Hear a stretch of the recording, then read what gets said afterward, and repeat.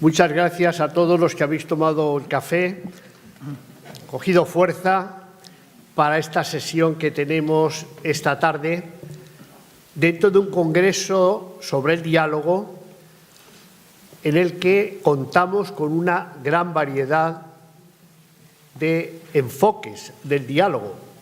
Hemos tenido un diálogo poético, diálogo musical, filósofos, economistas, exdirectores de la UNESCO. Bueno, aquí estamos gente más modesta, más sencilla, más de a pie, más cercana, y queremos hacer eso, una mesa redonda cercana. Y para hacer esta mesa redonda cercana y sencilla, vamos a utilizar una metodología distinta a lo que se ha hecho hasta ahora. Y es, yo voy a lanzar una pregunta muy fácil y voy a ir preguntando a cada uno de los miembros de la mesa y en menos de 3 minutos van a decir su opinión. Luego daré una oportunidad para que si alguien quiere decir algo lo diga, una persona o dos como mucho, y así iremos haciendo una pregunta tras otra con esta metodología participativa y de verdad con mesa redonda. Quiero agradecer evidentemente a todos los que habéis venido y en especial al grupo que estamos aquí en esta tarde en la mesa, a Juan Cruz Sepúlveda de Lanzarote, Francisco Matías Sosa de Gran Canaria, Paulino Guedes de Lanzarote y Fátima Pérez Portillo de Gran Canaria. Tenemos 2 de Gran Canaria y 2 compañeros de Lanzarote. Juan Cruz, lo tenemos aquí a la derecha, es de Lanzarote, de Tías. Es profesor de primaria y secundaria, ha sido director del Centro de Profesores, director territorial insular de Educación, está en el IES de Tías, tiene varias publicaciones de interés, por ejemplo, el Postigo de Tías, reseñas de educación en el municipio de Tías y también hoy mismo me parece que ha salido un artículo suyo en Lancelot Digital. Le he preguntado alguna característica que nos dé de hobbies que le gustan y dice que él es corredor de fondo. Pues aquí lo tenemos a nuestro corredor de fondo. A mi izquierda está Fátima Pérez, que es una jerezana, pero que lleva ya muchos años en Gran Canaria desde los 4 años. Ella es licenciada en Filología Inglesa en la Universidad de La Laguna, estuvo 4 años en Londres enseñando español para extranjeros. También me ha dicho que le gusta correr y le encanta lo que hace y que de eso es lo que va a hablar, de lo que hace. Es profesora en el Colegio Canterbury de Literatura Española. Francisco Matías es profesor de secundaria de Ciencias Sociales.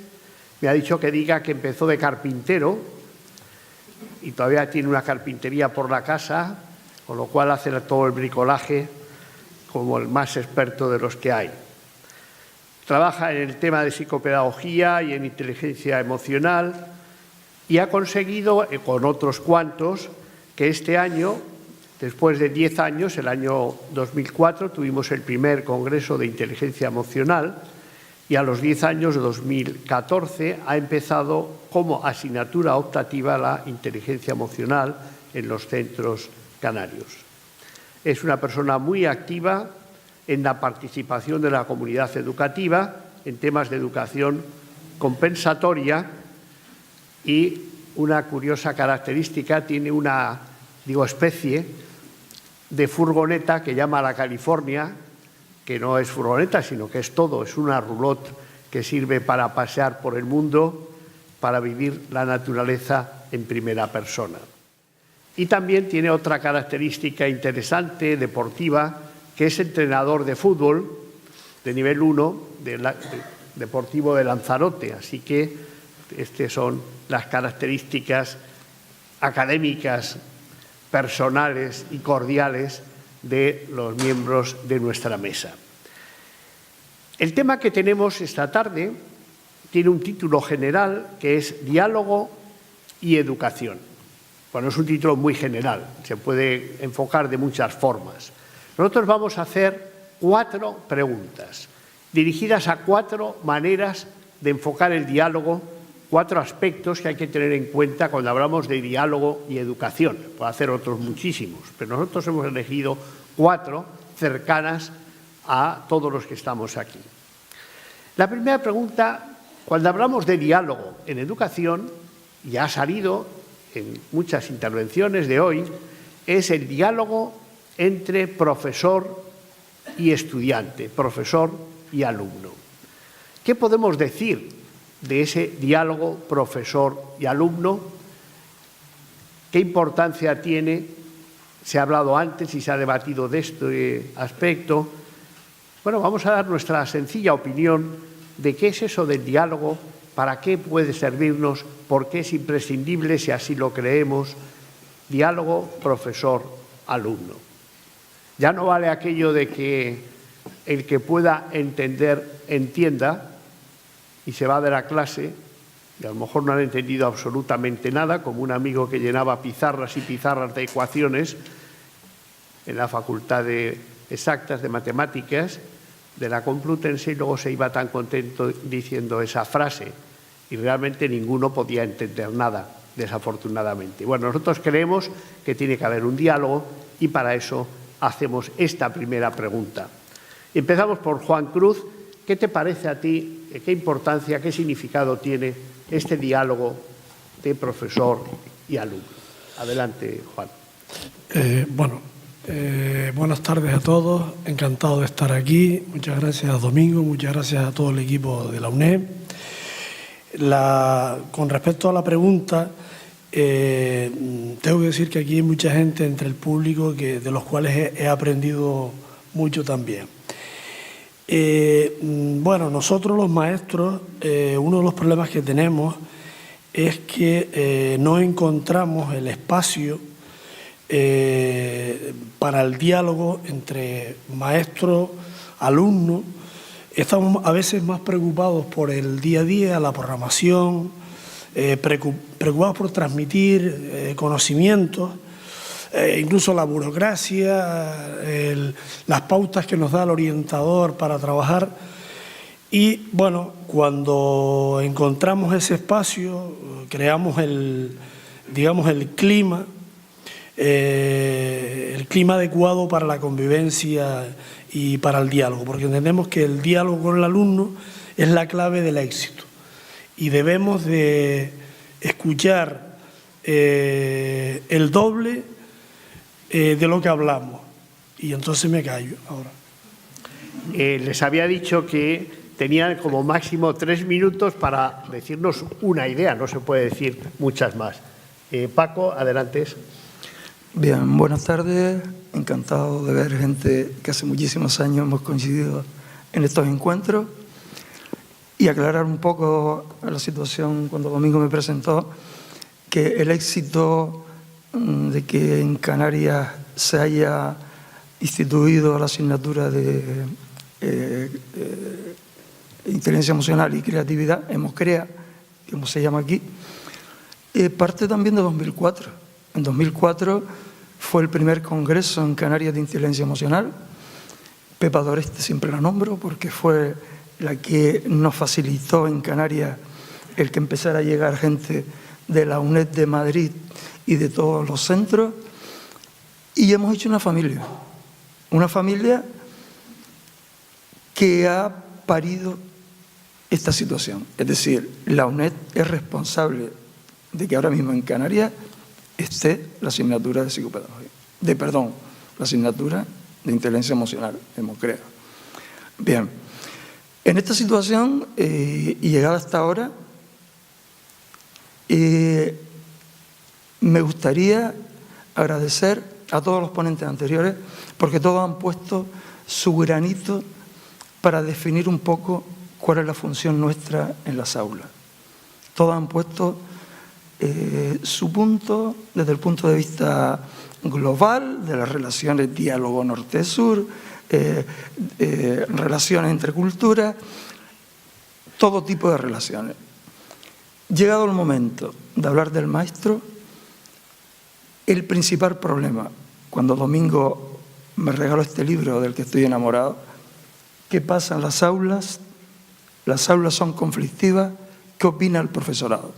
Por primera vez en la historia nos preguntan qué está pasando en las aulas. Todo el mundo viene de fuera dando opiniones, soluciones, pero muy poca gente pregunta. ¿Y qué nos está ocurriendo? Nos está ocurriendo sencillamente que muchas veces no sabemos ni cuál es nuestra función en el aula. Y para no extenderme demasiado en este inicio, sí que quiero agradecer también a la ponencia anterior, a Chus y a Fran, porque dijeron claramente cuál es nuestra función en el aula. Somos directores de una orquesta que muchas veces no conocemos los instrumentos, que tenemos la batuta en la mano y no sabemos ni para qué es, pero sí, con certeza, que tenemos un arrojo y unas ganas de estar en este mundo educativo porque sabemos que vale la pena. Entonces ya seguiremos abundando ahora. Vale, gracias. Tenemos una batuta en el aula, que no una regleta, como en otras épocas, que valía para otros menesteres, y no precisamente de dirección, sino de corrección. Vamos a ver qué significa este tema del diálogo de profesor con alumno. Fátima. Domingo, muchas gracias primero que nada por haberme dado la oportunidad de estar aquí. Hoy es mi bautismo, yo nunca en la vida había participado en algo como esto. Me lo estoy pasando bomba, igual que me lo paso cuando estoy en clase, y estoy aprendiendo muchas cosas que me voy a llevar en una mochila, pero en una mochila guay, no en una mochila que pese de manera negativa. El diálogo para mí en el aula, yo trabajo con alumnos del segundo ciclo de la ESO y con bachillerato, y ese diálogo para mí en el aula yo no lo puedo abrir nunca si el alumno no ha vivido algo de lo que podamos hablar entre los dos. Porque el diálogo para mí es compartir todo lo que hacemos. Que ese compartir se convierta en nuestra manera de comunicarnos. A veces el alumno se comunica más sin palabras que con palabras. Y una vez haciendo un pequeño corto que hicimos en clase, pues una alumna me pedía que yo dijese una frase, una cita, porque lo mío es literatura española. Y entonces se me ocurrió decirle una cita que a mí siempre me ha gustado mucho, que es de Sartre, y que dice que no importa lo que la vida haga conmigo, sino lo que yo haga con mi vida. Y de esa frase, de esa cita, que me parece muy importante para los alumnos que tenemos, que con la batuta intentamos orientarlos e indicarles ese camino, saco dos palabras. Una es hago y otra es vida, porque son palabras claves, porque yo creo que no hay diálogo si yo no puedo vivir sin hacer, ni hacer sin vivir lo que hago. Y eso es lo que normalmente hago en la clase. Entonces yo con mis alumnos intento hacer algo siempre de corazón. Por eso antes yo me emocioné mucho cuando escuché a Clares y contaba lo de emoción y corazón y experimentar, porque yo creo que si no se experimenta y no pasa por el corazón, si no se hace realmente de esa emoción un sentimiento que me quede, no se puede acordar nada. Y al final el diálogo es para acordar algo, pero no acordar como término que todos conocemos, llegar a un acuerdo, sino acordar, es decir, estar junto al corazón, es unir corazones, es decir, el mío con el de ellos. Y solo lo puedo hacer si lo llevo al terreno donde el corazón se había llenado una vez de muchas emociones y de muchos sentimientos, y ese es el juego. Y yo en el aula, normalmente, aunque sean alumnos de segundo de bachillerato, hablo el diálogo con el juego. Pero no el juego por el juego y basta y se quedó ahí, sino que después que ha terminado el juego es cuando realmente han experimentado, han vivenciado algo que les ha llenado. Y entonces aparece el feedback, esa palabra tan novedosa que ahora con la evaluación formativa está más de moda, pero que es realmente una reflexión de lo que ha sido el juego y que me permite dialogar con ellos y descubrir realmente ese ser, esa esencia que hay detrás de todos ellos y que a veces no es fácil de sacar. Jugamos un día a una cosa que se llamaba el minefield, ¿no? Minefield es el campo minado y por parejas debían de atravesar el aula que estaba llena de obstáculos. Yo había puesto un montón de obstáculos en ese centro del aula, en ese corazón del aula, en el corazón docente. Y en ese centro del aula lleno de minas, uno de ellos tenía los ojos vendados y el otro debía de guiarlo por el campo de minas, pero solo podía utilizar 2 palabras, las que quisiera, y las tenía que haber acordado previamente y conseguir que llegara a la pizarra y darle un beso a la pizarra. Entonces eso les hizo sentir muchas cosas. Y luego intercambiaron los roles. El que llevaba los ojos vendados primero se los destapó y el otro se los vendó. Pero ya no podían utilizar las 2 palabras. Ahora debían de utilizar una nueva forma de comunicación, una nueva forma de compartir lo que habían vivido o de dialogar, creando un nuevo lenguaje. Algunos se inventaron sonidos y hacían así cuando era a la derecha, daban una patada cuando era a la izquierda, o simplemente silbaban o hacían cualquier sonido. Inventaron un nuevo sistema para comunicarse. Y la reflexión final fue esa. Si me quiero comunicar, tengo que crear fórmulas para que eso sea efectivo y me acuerde y llegue a estar junto al corazón. Qué bonito. Muchas gracias, Fátima. Adelante, Paulino, por favor. ¿Qué es el diálogo profesor-alumno? Bien, buenas tardes. Reitero los agradecimientos de Juan. Y a mí se me ocurre decir ahora que cuando Domingo nos presentó de una manera un poco encasillada, ¿no?, a lo que hacemos actualmente. Sin embargo, para mí la profesión del docente es un sinfín de ocupaciones, de oficios, como decían antes, o de negocios, como le llamo yo. El docente, como decíamos aquí, era director de orquesta, a veces guardia urbano, pero yo me considero sobre todo un vendedor. Yo me considero un vendedor. Ustedes imagínense cualquier vendedor de cualquier tienda o comercio que les venga a la cabeza, tiene que dialogar con el cliente. Entonces es fundamental la labor de diálogo. Entonces, si yo vendo mi materia, la que sea, tengo que convencer al cliente de que me la compre. Entonces, el cliente que compra es el cliente que aprovecha la materia, amén de la nota. Eso no, la calificación no entró en ello. Y si ese cliente, tras aceptar un modo de diálogo determinado con el vendedor, aprovecha el fruto de ese producto que el vendedor ofrece, pues el diálogo ha sido fructífero.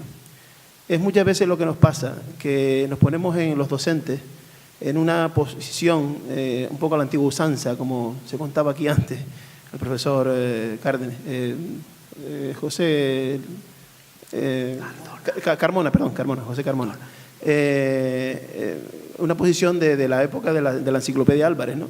De los amiguitos que trabajamos nosotros cuando éramos pequeños. Una posición, yo arriba y ustedes abajo. En la mesa grande es el que manda y los demás escuchan. El alumno, el futuro de la enseñanza, en mi opinión, tiene que ser no educar a los alumnos a que respondan, sino a que pregunten. Y si eso, si eso se logra, ineludiblemente tiene que pasar por la autopista del diálogo. Muchas veces creemos que el diálogo lo manejamos los docentes, los que mandamos ahí, ¿no? Yo estoy convencido de una cosa, que lo más importante en el diálogo en ocasiones es el silencio y la escucha. Hablaremos en esta mesa, supongo que siempre, de mi labor como mediador, bueno, en cualquier labor que uno haga, nombraron antes Domingo mi labor como entrenador, para mí ha sido fundamental y básico para mi labor docente después en el aula, entrenar a niños pequeños, porque manejas algo que a ellos les interesa, que es un balón, un objeto mágico. O sea, la bola de cristal no es mágica porque es redonda y de cristal, es porque es redonda y puede rodar y se asemeja a un balón, pienso yo. Entonces, cuando nosotros llegamos a esa asertividad, a esa empatía con el interlocutor que tenemos delante, tenga 6, 7, 12, 18 años, cuando lleguemos a esa empatía, a esa cercanía, entonces el diálogo funciona y funciona todo lo demás. La motivación, la cercanía a la materia, el interés, el creerse útil, y eso es el triunfo en la docencia, pasa por el diálogo. Recuerdo una frase que mi padre siempre me enseñó de pequeño, que era: escucha más de lo que hables. Y eso te abrirá puertas. Muchas gracias. Siguiendo esta metodología, si alguien del público quiere hacer alguna intervención, estoy viendo por allí una mano en aquella esquina, de manera que, además de las intervenciones que tengamos aquí, preguntemos también alguna intervención. Adelante, por favor. El diálogo con mis alumnos, que decía un profesor que se jubiló de mi universidad, y es que ellos, yo lo voy notando ahora, todavía me queda, si es que nos llegamos a jubilar en esto, y si es que existe la jubilación, pero estoy notando, como él decía, que cada año ellos tienen la misma edad, y yo tengo un año más cada curso, ¿no? Entonces hay una brecha generacional que, quieras que no, pues se impone, y es una ruptura en el universo de los valores, en el universo referencial que ellos tienen, ¿no? Claro que yo creo que para superar eso, pues podríamos tomar ejemplo de alguien que habéis oído esta tarde, ¿no? Del profesor Carmona, que amando y teniendo pasión es capaz de dialogar incluso más allá de las palabras. Quizás si encarnamos, y lo han dicho las personas que me han precedido, aquello que enseñamos, no solo con las palabras, sino con un ejemplo veraz, creyendo en aquello que enseñamos, quizás rompamos cualquier brecha generacional, porque todos en el fondo estamos hechos de la misma pasta. Y a lo mejor, como decía Gabriel García Márquez, por ponerme un poco poeta, ya que tengo al profesor Clares aquí a mi lado, pues quiero que me quieran para no morirme. Y lo único que quieren, yo creo que todas las personas, es alguien cercano que te vaya enseñando no cosas, sino sabiduría. Y cuanto uno es más viejo, pues más sabe el diablo por viejo que por diablo. Te vas haciendo más sabio. Por eso uno de los regalos de este congreso que yo tengo es hablar con personas más mayores que yo. Siempre me ha gustado escucharlas. Y tengo dos delante de mí que me han enseñado mucho estos días. Muchas gracias. Lo que estamos haciendo es lanzar una idea general con una pregunta. En la primera era diálogo profesor-alumno. Segunda pregunta. En los centros tenemos codo a codo muchos compañeros. ¿Hay diálogo entre los profesores? ¿Hay aislamiento? ¿Hay gente que pone piedrecitas al de al lado? ¿Hay realmente comunidad educativa? Esa es la segunda pregunta, el diálogo entre los profesores. Paco. Bien, a mí se me está haciendo complicado el dividir el tema, porque precisamente el curso pasado, bueno, hace 3 cursos, que llevamos un proyecto precisamente de comunidad educativa. Y nos preguntamos al principio, como decía el libro de Domingo, ¿qué está pasando en las aulas? ¿Es responsabilidad del profesorado? ¿Es responsabilidad de la familia? ¿O es responsabilidad de las instituciones que también están? ¿De quién es responsabilidad? Pues bien, en ese buscar de responsabilidades se nos ocurrió precisamente pensar en el diálogo. Oye, es que para poder dar soluciones tenemos que pensar en participación, sin duda. Y la participación tiene que valerse del diálogo. Y como la definición de diálogo, la más que me gusta precisamente es tratar de rescatar del otro el punto en común, aunque sea un pequeño saliente donde nos agarremos. A partir de ahí, cuando nos agarremos de una creencia de la otra persona, se la valoremos y demos un empujoncito, ya somos capaces de dialogar. Entonces, buscando esta situación, ¿en qué estamos de acuerdo toda la comunidad educativa?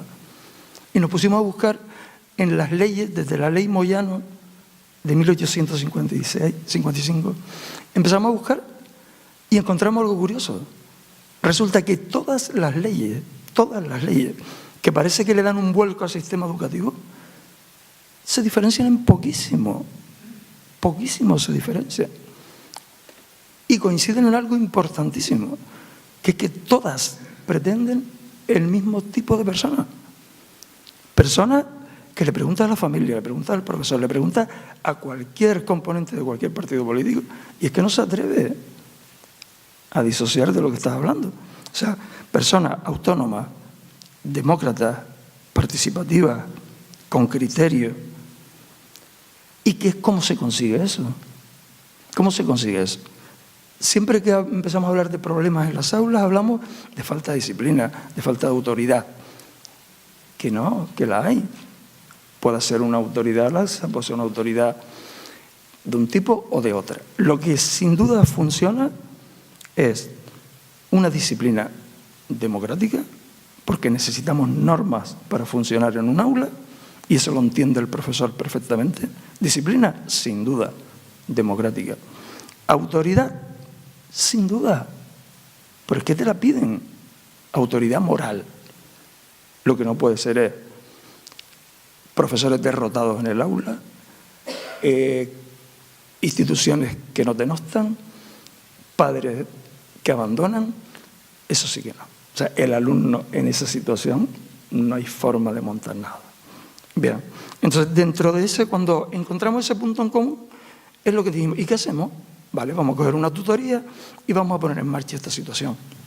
Y dijimos, oye, familia, instituciones, profesorado y alumnado, ¿qué necesitamos para ponernos de acuerdo? Y encontramos otra salida. Y perdone si me estoy entendiendo un poco, ya luego acorto en la otra situación, para terminar la idea.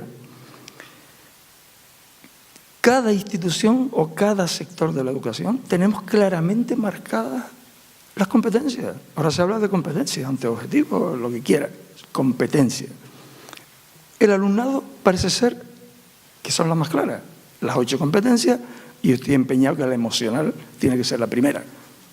Y en Canarias hemos conseguido que esté. A partir de ahí, las familias también tienen sus competencias, pero las mismas. Deberes de la escuela para la casa. Por favor, deberes de la casa para la escuela, sin ninguna duda. Las asignaturas fundamentales en la escuela son trabajo en equipo, autoestima, oratoria que nombraba el compañero. Y ahora, la música, por favor. Las artes, ya lo nombraron aquí esta mañana. El mayor Zaragoza lo dijo clarísimo. Señores, nos dio claramente, claro, el concepto de educación. Las instituciones tienen claras sus funciones.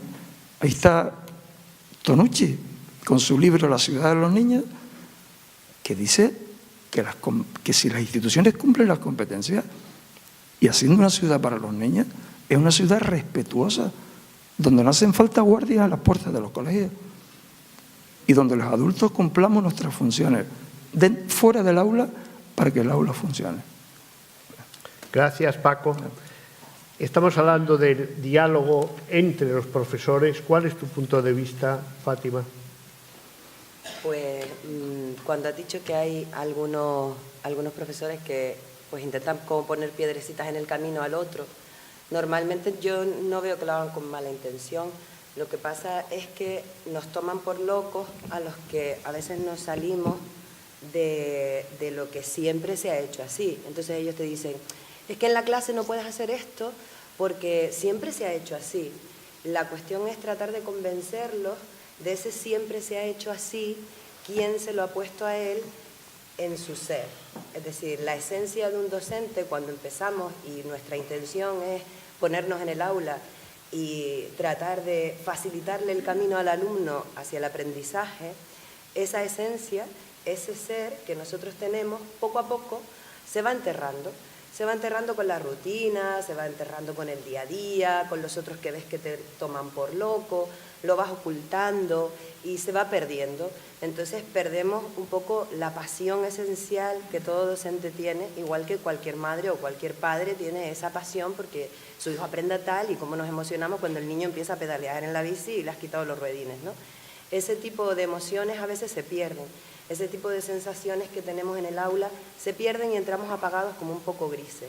Para rescatarlo, lo que hay que hacer es, o lo que hay que hacer no, lo que en mi experiencia yo he visto es que se puede rescatar si tú desentierras ese ser esencial que había en el docente el primer día que entró en el aula.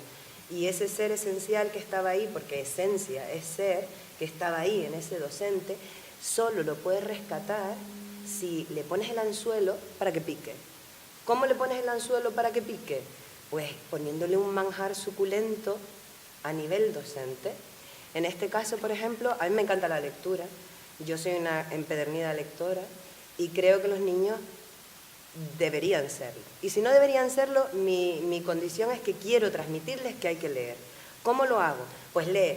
Venga, niño, que hay que leer. Te voy a bajar la nota. La nota no querrá decir que ha leído o no ha leído, lo has obligado a leer. Pero ¿cómo puedo hacerlo para que los profesores piquen en ese anzuelo y los niños también?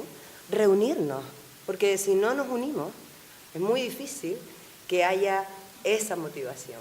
¿Cómo los reúno? Pues mi idea fue hacer un encuentro de jóvenes lectores en mi colegio. Y me dejaron la pelota en mi tejado. Y la pelota en mi tejado la resolví de la mejor manera que pude. Me puse a hablar con los jefes de departamento de español de 2 colegios en Las Palmas, uno es el Oakley y el otro es el British, y la respuesta inicial de los profesores fue no. No, no y no. ¿Por qué no? Porque eso es prestigio para tu colegio, porque eso es algo que nos va a llevar más trabajo, porque eso es... En fin, eran todo negativas. ¿Cómo consigues rescatar a ese docente?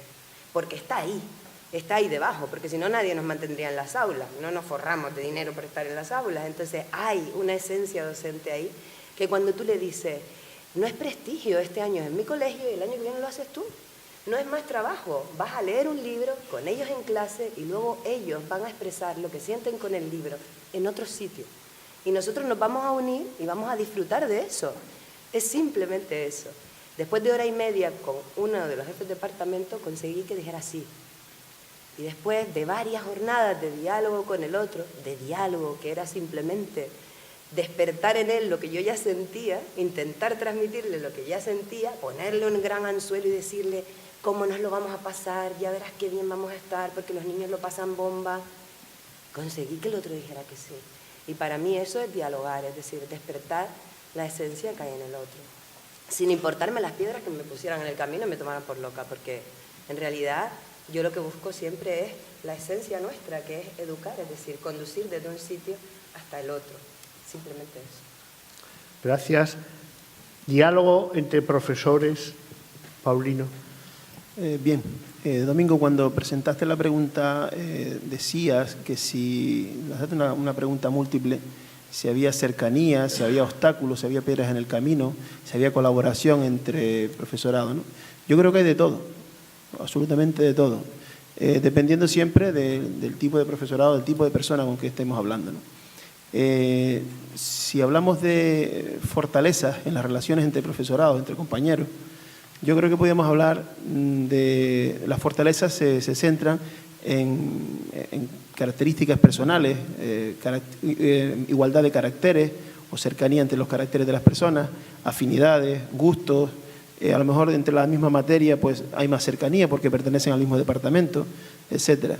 Si habláramos de debilidades, el polo opuesto, podríamos decir exactamente lo mismo, pero en negativo. O sea, a lo mejor por compartir un departamento estamos en contra de lo que diga mi compañero porque me pisa el terreno, me pisa esta asignatura que yo quiero dar, me pisa el horario. Los caracteres a veces se chocan, a veces los polos iguales se repelen. Son tantas cosas que no cabe duda que hablamos de punto de vista humano y los humanos somos posiblemente los seres más imperfectos que hay en la Tierra. Fátima ahora mismo hablaba de los intereses particulares, ya hablamos de incluso ya, claro, ella está en un centro privado y eso ya es otra esfera, ¿no? Donde me consta que eso funciona así, por lo que me han comentado. Pero vamos, yo quería también decir un poco que conectando con la pregunta anterior, es lo que nos separa a muchos profesores o lo que nos une es el interés por el alumnado. Esto es evidente, ¿no? Hay quien tiene más, llamémoslo vocación, y aprovecho la palabra vocación para mirar para Irene, que para mí ha sido de las personas que conozco dentro de la... Perdóname, Irene, me tocó. De las personas que conozco en la enseñanza con más vocación que yo me he topado, sinceramente. Entonces, hay quien con más vocación y hay que con menos vocación, pero estamos hablando de profesores, podemos estar hablando de conductores de guagua o podemos hablar de electricistas, un oficio como otro cualquiera. Entonces, el nuestro tiene para mí un oficio, un empleo especial, ¿no? Una dedicación especial. Entonces, hay 5 aspectos que habla muy bien Juan Baello, conocido en el mundo de la pedagogía, que son los necesarios para entrar a una clase y impartir materia, ¿no? Impartir una materia, que son los elementos intrapersonales entre compañeros, los interpersonales, cómo me encuentro, cómo se encuentra el alumno, la motivación del alumno y la utilidad que el alumno encuentra en lo que hace. Y cuando esos 4 factores estén armoniosamente ensamblados, de usted, señor profesor, inglés, matemáticas, historia, lengua, lo que quiera.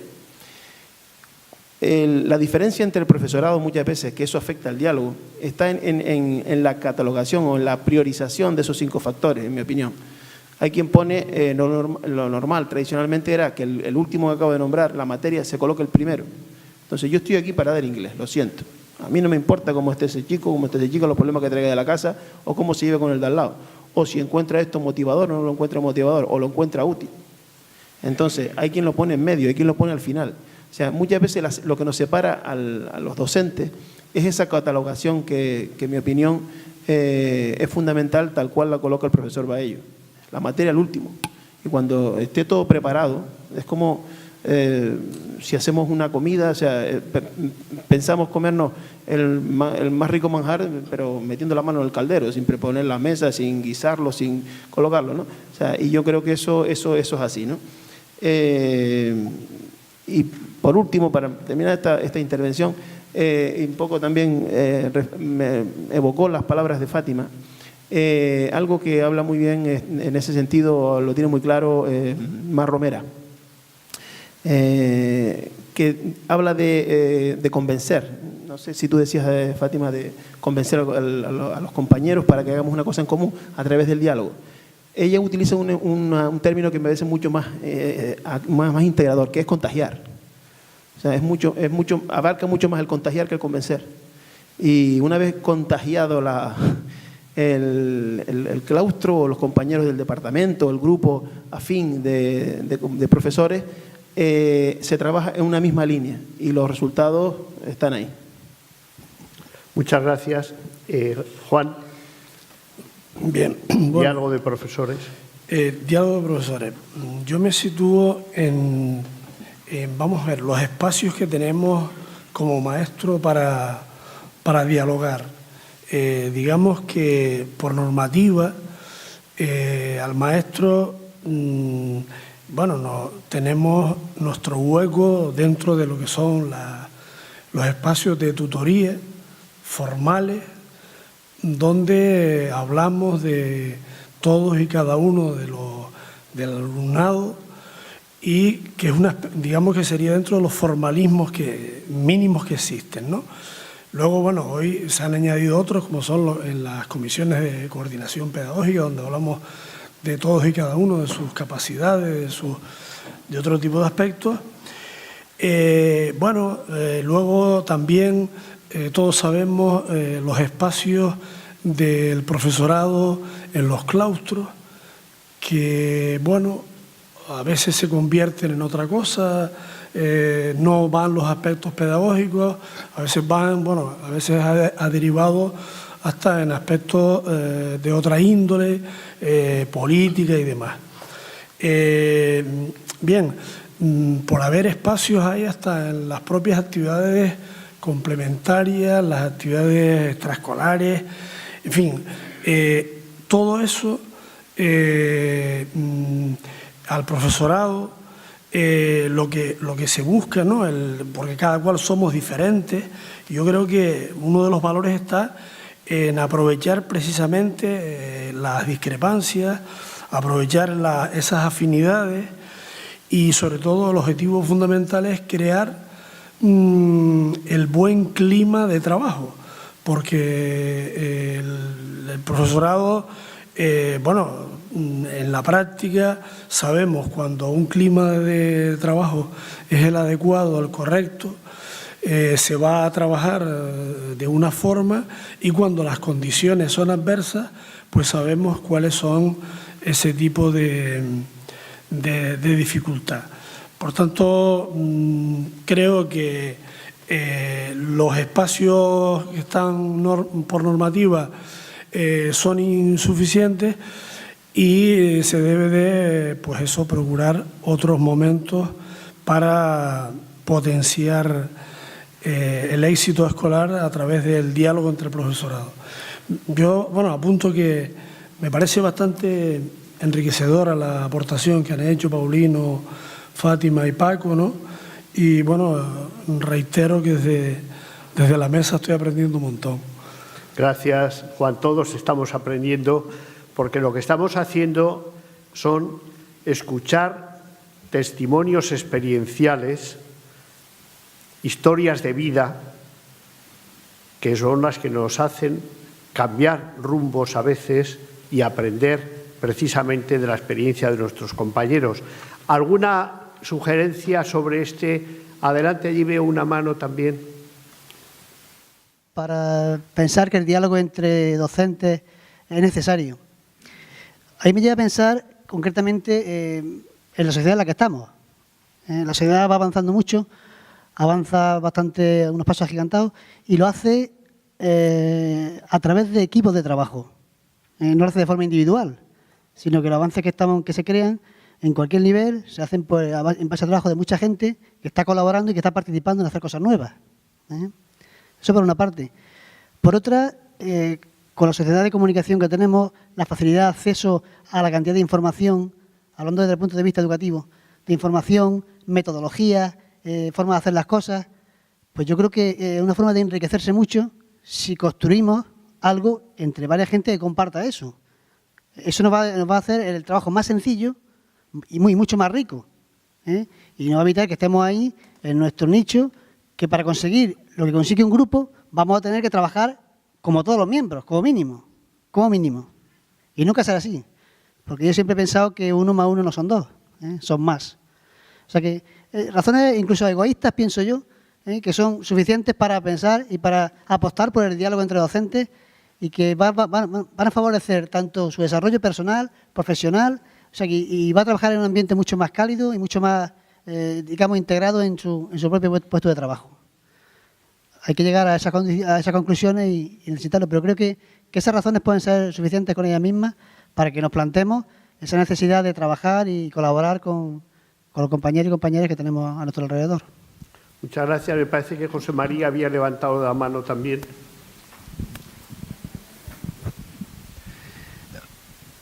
Estamos hablando de algo muy importante, que es comunicar diálogo. El que habla generalmente se siente o más importante o más asustado.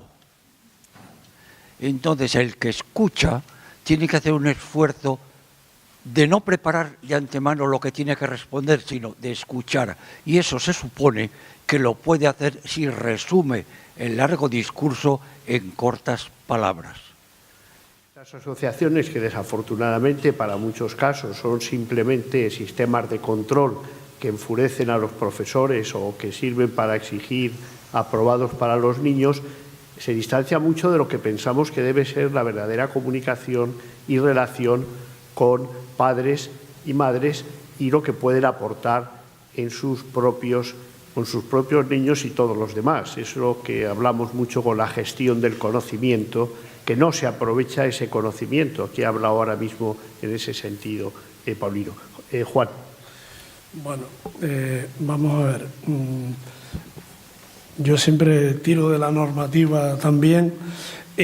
Vamos a ver, se habla de que de la obligación periódica de informar a las familias sobre los procesos de aprendizaje, ¿no? Que es, siempre que nombramos la palabra padre, es sinónimo de esa actividad mínima que se tiene que realizar. A partir de ahí, bueno, hay que buscar canales de orientación y de cooperación de la familia, porque muchas de las veces solamente reclamamos la presencia de los padres en los momentos de conflicto. Y bueno, y ahí es donde comienza la coraza de la que se está hablando por ahí. Bien, entonces se trata de buscar ese acercamiento del padre a la escuela, porque el objetivo es la mejora del hijo, de la educación del hijo. Sé de otras experiencias que se han estado realizando para introducir el padre en la gestión de la escuela. Sé que también ha habido experiencias que no han cuajado del todo. También es verdad que, a través de los medios de comunicación y demás, prevalece la opinión de que últimamente pues, los padres son, en vez de ejercer como tales, ejercen como abogados defensores de los hijos. Ahí los medios de comunicación han jugado un papel, digamos, destructor sobre eso. Pero yo creo que todos los canales del diálogo de padres y profesores están abiertos. Para que la escuela crezca tiene que aumentar el diálogo padres y profesores, hay que comunicar con la familia y hay un catálogo de situaciones para la mejora, creo yo. Muchas gracias, Juan. Paco, brevemente. Sí, bien. José María, te agradezco profundamente que hayas tocado el tema de las relaciones de poder. Desde esta mañana tengo metido en la cabeza que ese tema hay que sacarlo. Es decir, parece como que tenemos la sensación que el diálogo tiene que fluir, porque tiene que fluir, sin duda, que es necesario para convivir, pero también está claro que la relación de poder se da y que no podemos olvidar que cuando tenemos una persona delante, esa persona tiene un yo que es muy importante respetarlo, conservarlo, y desde ahí es donde empieza el diálogo. Como bien decía Paulino, señores, si llama a la familia para montarle la bronca. Yo tuve un niño en primero de la ESO y fui 2 veces a la tutoría, siendo tutor en mi centro. Fui a otro centro donde estaba el mío, fui 2 veces.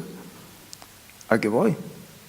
Si te van a montar la bronca, si se te sube encima de la mesa y te dice 40 cosas que tienes que hacer, que tú sabes que tienes que hacer, lo único que necesitas es ayuda, el ponernos de acuerdo. Entonces, yo siempre parto de la base, cuando estoy con cualquier persona, que de alguna forma se puede conectar. Que su yo, si no quieres enterrarlo en psicólogo, tienes que conservarlo y ayudar a mantenerlo. Y que del yo al nosotros es el espacio que queda para el diálogo. De eso no cabe duda. Entonces, seguro que el diálogo fluye, pero respetando a la otra persona. Como sin duda a ti te gusta que te respeten. Gracias. ¿Alguna otra opinión? Aquí veo una mano, aquí abajo. No, pero esta mano me parece que salió antes. Aquí abajo, por favor. Señorita, aquí abajo. Muchas gracias. Levantaban la mano y querían participar, en especial aquí el compañero que le he visto levantar la mano, pero son las 7:30, hora en que nos dijeron que teníamos que acabar. Incluso nosotros teníamos otra pregunta que simplemente la digo para que puedan seguir discutiendo. Hemos hablado primero del diálogo profesor-alumno, después diálogo entre profesores, tercero profesor y familias, y la cuarta idea era profesor con los equipos directivos y equipos directivos con el profesor. Pero, en fin, esto lo dejaremos para otra vez y pueden hablarlo naturalmente por los pasillos y seguir debatiendo estos temas. Muchas gracias a nuestros 4 participantes en esta mesa y a todos los que habéis estado. Gracias.